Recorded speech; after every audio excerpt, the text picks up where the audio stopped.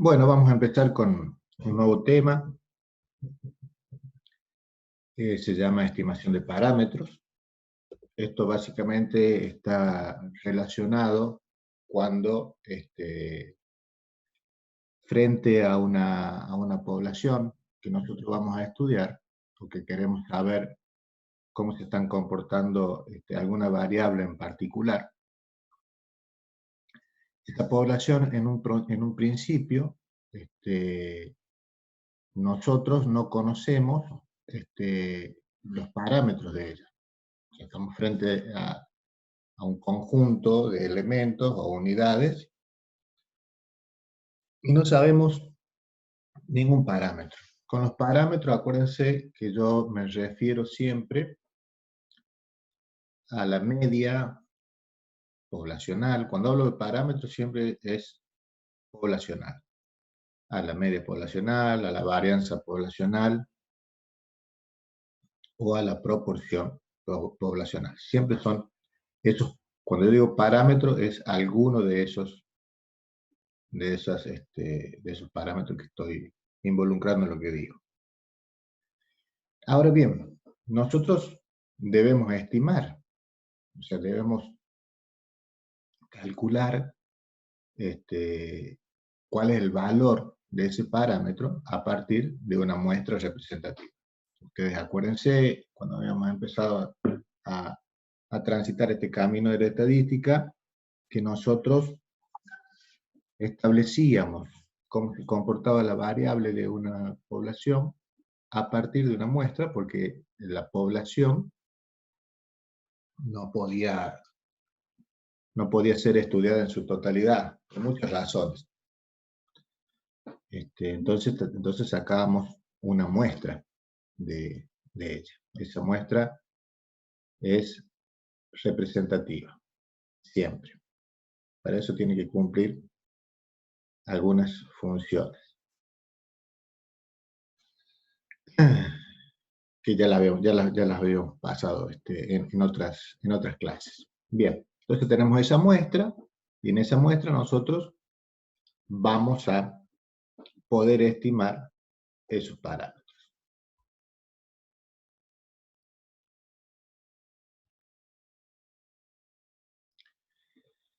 Ahora bien, cuando nosotros a ese parámetro lo queremos estimar, y dijimos que lo estimamos a partir de una muestra, ese parámetro ya no lo vamos a tratar como un parámetro, sino que lo vamos a tratar como un estimador del parámetro. O sea, es un valor que estima cuánto vale el parámetro. Este valor se calcula a partir de los datos muestrales. Por ejemplo, la media muestral, y ya estoy poniendo la palabra muestral, es un estimador de la media poblacional. La proporción observada en una muestra es un estimador de la proporción de la población. Como así también, la varianza de la muestra es un estimador de la varianza de la población. Entonces, para que ustedes hagan la diferencia entre cuando yo digo estimador y cuando yo digo parámetro.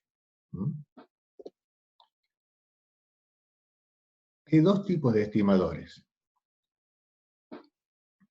Un estimador puntual y un estimador por intervalos.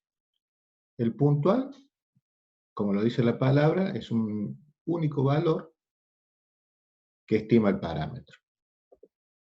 A diferencia del intervalo, de la estimación por intervalo, lo que nosotros estimamos acá es un intervalo dentro del cual estará el parámetro, bajo cierta probabilidad de ocurrencia. Acuérdense que nosotros siempre, todos nuestros cálculos se cometen muchos errores. Entonces, como sabemos que se cometen errores, lo que calculamos no es algo exacto, sino que tiene una probabilidad asociada. Entonces, cuando nosotros estimamos un parámetro, entonces aquí también tenemos que decir qué probabilidad hay para que el parámetro se encuentre dentro de ese intervalo. Bien, volvamos al principio. La estimación puntual. Entonces, dijimos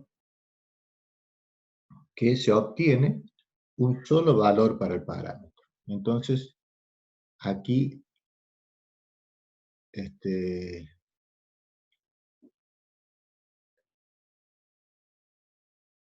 tenemos que considerar que cuando nosotros estimamos a partir de una estimación puntual,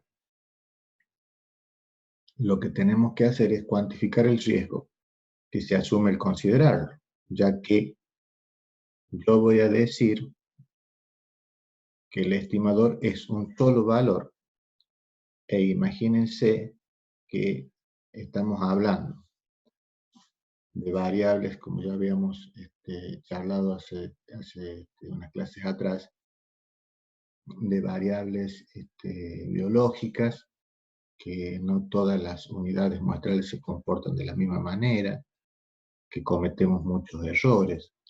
Entonces, decir que cierta variable va a tener un valor, y ese valor cuando yo lo declaro de manera exacta. Si ese valor no ocurre como yo lo digo, o como yo lo calculo, entonces va a hablar muy mal de mí, porque seguramente no va a ser el mismo número que yo calcule el número que después se dé en el campo. Eso ustedes saben que ya lo habíamos hablado, que mediciones inclusive de una misma unidad experimental tienen muchas variaciones. Si yo la tomo a la mañana, si yo la tomo a la tarde, o sea, hay variaciones intrínsecas de cada una de las unidades experimentales, y también hay, o sea, internas y externas. Hay un montón de cosas que a mí me van a llevar a que este único valor que yo puedo declarar tenga una altísima probabilidad de no repetirse. Entonces, hay que asumir ese riesgo cuando yo digo un único valor. Las dos medidas fundamentales son las medias, ya habíamos hablado, que indica el valor promedio, y la desviación estándar, que la sacamos a partir de la varianza, también denominada error estándar de estimación. O sea, indica la desviación promedio que se puede esperar entre el estimador y el valor del parámetro. La otra estimación que habíamos hablado es la estimación por intervalos. En esta estimación justamente calculamos un intervalo, o sea, dos valores que van a delimitar los límites inferior y superior del intervalo, y dentro de ese límite vamos a encontrar el parámetro. Y como les dije anteriormente, tiene cierto grado de predicción, o sea, tiene un nivel, que le vamos a llamar a esa probabilidad de ocurrencia, le vamos a llamar nivel de confianza, fijado de antemano. Entonces,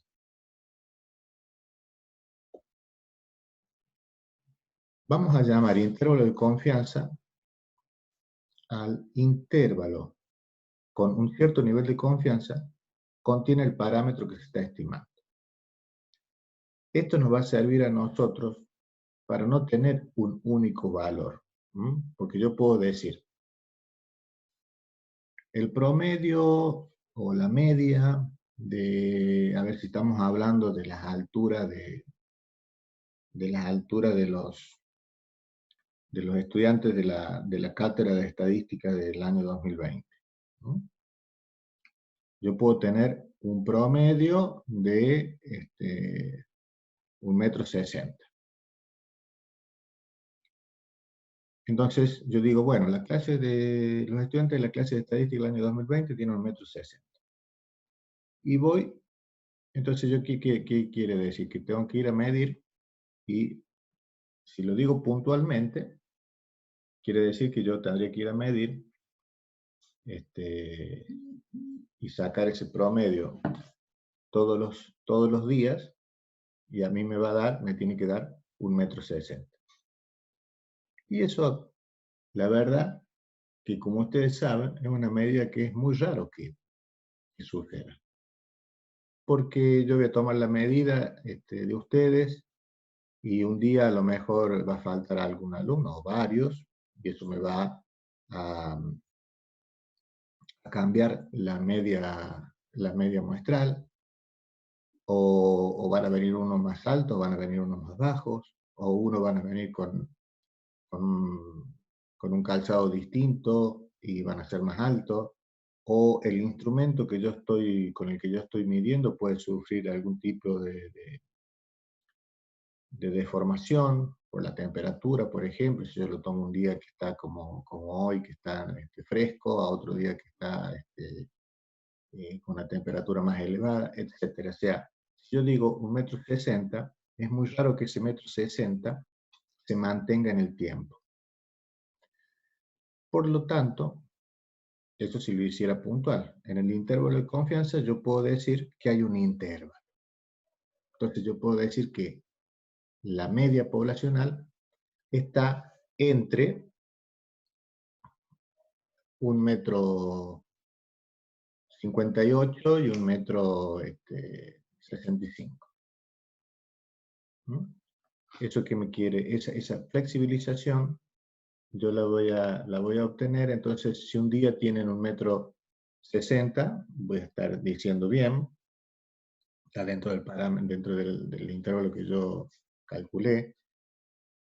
Si tiene 1,61 m al otro día también, o el mes que viene tiene 1,64 m, también va a estar bien. Entonces, voy a tener menos probabilidad de error al estimar un intervalo. Ahora bien, ese intervalo se tiene que dar con un nivel de confianza. Ese nivel de confianza va a estar dado por la probabilidad que tenga ese valor de repetirse. Nosotros siempre hablamos que dentro de lo que es estadística, lo que está científicamente aceptado es tener un error de no menos del 5%. O sea, yo podría estar con un error de cálculo o con una probabilidad de ocurrencia del 95% como mínimo. Esa probabilidad de ocurrencia a mí me va, con la que yo calcule, ya vamos a ver cómo se van a hacer los cálculos, me va a dar a mí la posibilidad de construir un intervalo dependiendo del nivel de confianza con el que yo trabaje. Ya lo vamos a ver. Entonces, lo que veníamos hablando de que este nivel de confianza es la probabilidad de que el intervalo calculado contenga el verdadero valor del parámetro, ¿no? Generalmente este nivel de confianza se indica por 1 menos alfa. Y como estamos hablando de probabilidad, y ustedes acuérdense que probabilidad es un valor entre 0 y 1, habitualmente se lo da en porcentaje, por lo tanto el valor ese entre 0 y 1 lo tendría que multiplicar por 100. ¿Por qué 1 menos alfa? Porque 1 sería toda el área bajo la curva, que significa el 100% de las probabilidades de ocurrencia de todos los valores de la variable, menos alfa, que es el nivel de confianza. Y este nivel de confianza, si yo estoy hablando de un 5% como por ejemplo, como máximo de error, por ejemplo, si yo pongo 1 menos el 5%, sería, en términos de probabilidad, sería 0,05. 1 menos 0,05 por 100 sería 95%. Acá hablamos de nivel de confianza y no de probabilidad, ya que una vez que nosotros extraemos las muestras, el intervalo de confianza contendrá el verdadero valor del parámetro o no. Lo que sabemos es que si nosotros lo repetimos al proceso con muchas muestras, podríamos afirmar que el 1 menos alfa por ciento de los intervalos así construidos contendría al verdadero valor del parámetro. Estos estimadores de los parámetros tienen algunas propiedades. Más específicamente, 4 propiedades a saber: ausencia de sesgo,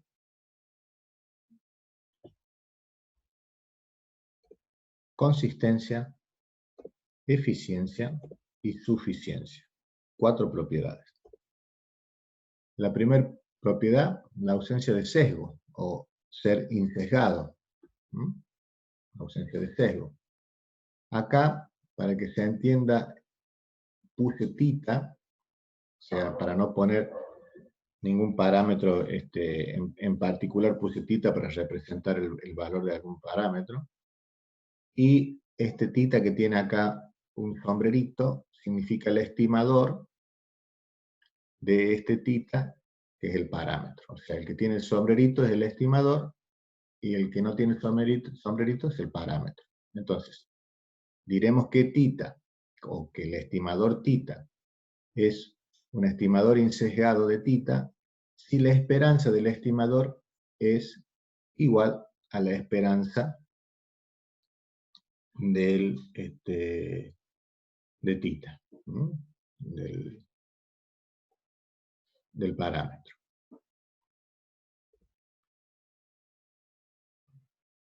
La media muestral, que es un estimador insesgado de la media poblacional. Entonces, si yo calculo para calcular la media poblacional utilizo el estimador media muestral, voy a estar utilizando un buen estimador porque este es un estimador insesgado que cumple con una de las propiedades de los estimadores. La consistencia.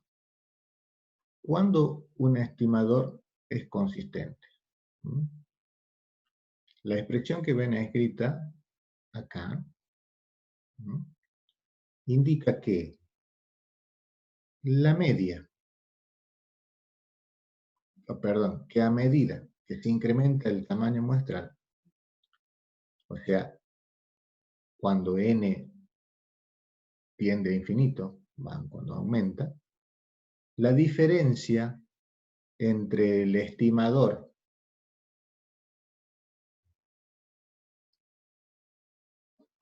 y el parámetro es menor que cualquier número e. A diferencia de la ausencia de sesgo, que se define para valores finitos de n, la consistencia es una propiedad asintótica, va hasta el infinito. Por ejemplo, la varianza muestral es un estimador consistente de la varianza poblacional, dado que a medida que aumenta el tamaño muestral, el sesgo disminuye. Cada vez estamos más cerca del verdadero valor. Bien. La eficiencia, como tercera propiedad, se emplea para comparar, esta propiedad se emplea para comparar estimadores. Si tenemos dos estimadores, por ejemplo, el estimador 1 y el estimador 2, y estos estiman un mismo parámetro, vamos a decir que el estimador 1 es más eficiente que el estimador 2 si vemos que la varianza del estimador 1 es menor a la varianza del estimador 2. Entonces, va a ser más eficiente, si yo tengo que dos estimadores para un mismo parámetro, va a ser más eficiente aquel que tiene menor varianza. La suficiencia, vamos a decir que un estimador es suficiente del parámetro que estima si dicho estimador basta por sí solo para estimar ese parámetro. No haría falta ningún otro cálculo más. Bueno, les dije que íbamos a ver principalmente como estimadores la media y la varianza. Vamos a ver el caso de la media. Entonces, estamos dentro de los intervalos, o sea que en vez de indicar simplemente un único valor, lo que vamos a hacer es calcular un intervalo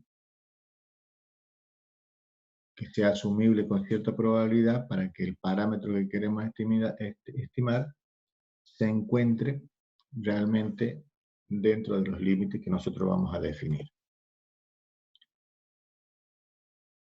Intervalo de confianza es el intervalo de todas las estimaciones probables para ese parámetro. Los límites de los intervalos de confianza son los valores extremos del intervalo, o sea, el límite inferior y el límite superior. Ahora bien, ¿cuán grande tiene que ser ese intervalo de confianza para que contenga al verdadero valor del parámetro?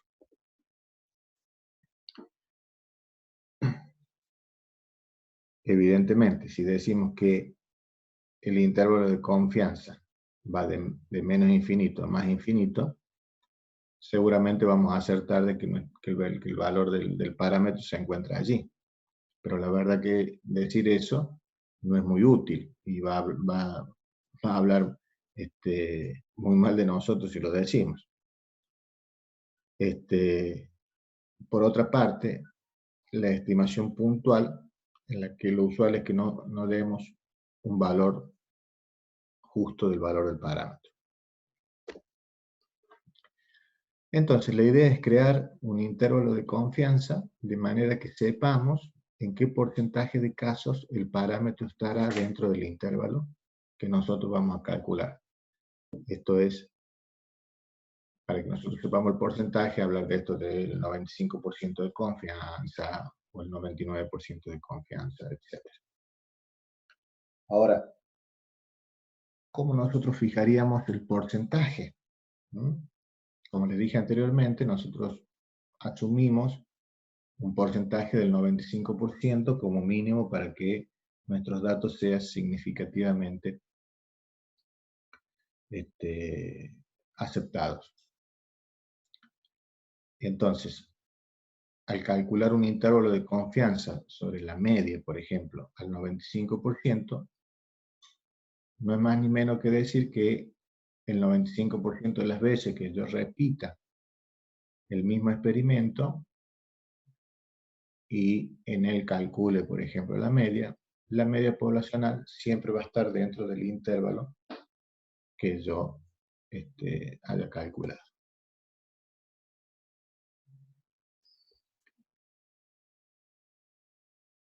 Bueno, la idea principal es decir, ¿cómo yo calculo estos dos límites? Siempre acuérdense que vamos a presumir que la distribución subyacente es una distribución normal.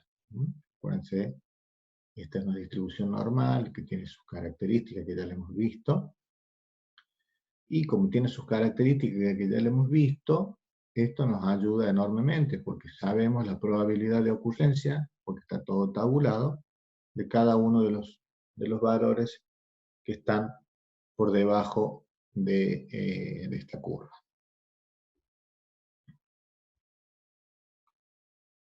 ¿Cómo sabemos esto? Ya sabemos que tiene un proceso de estandarización. Entonces, cuando nosotros hagamos intervalos de confianza, bueno, vamos a tener, para la media, vamos a tener que estandarizar. Y ahí vamos a saber, de manera muy fácil, con este valor estandarizado, Z, si ustedes se acuerdan, cuál es el valor, por ejemplo, que deja a la izquierda, para este lado donde está el cursor, el 2,5% de los datos, que si yo me fijo en la tabla, este valor de acá, donde yo estoy cortando al eje de las abscisas, es menos 1,96. Acuérdense que acá la media tiene un valor de 0. Para este lado en los números negativos es 1,96. Y obviamente, como esto es simétrico, el que deja por encima el otro 2,5 es más 1,96. Entonces, si yo estoy trabajando con un 95% de confianza, voy a dejar afuera el 5%, y si mi distribución es normal, obviamente, va a ser totalmente simétrica y el valor se repite de un lado para el otro, pero con signos opuestos. A la izquierda negativo y a la derecha positivo. Entonces dijimos que acá es 1,96 y acá es menos 1,96. Ahora bien, cuando nosotros estamos tratando con, cuando nosotros estamos tratando con la tabla de los cuantiles de la distribución normal estandarizada de Z, son valores para esta tabla. Yo lo que tengo que pasarlo, estos datos, a las puntuaciones reales con los valores reales. Vamos a ver dos casos. En el primero, vamos a saber la varianza poblacional, que esto es una hipótesis, porque en realidad es un caso hipotético, porque en realidad uno nunca sabe la varianza de la población con antemano, sino que justamente extraemos una muestra de la población para conocerla. Entonces, en el segundo caso vamos a ver el caso real, ¿no es cierto? En el caso en que no sabemos la varianza poblacional. Pero vamos a ver el primero y el segundo para ver cómo se comporta, qué es lo que utilizamos en cada uno de ellos. Bueno, vamos a hacer un recreíto y dentro de 10 minutos comenzamos de nuevo.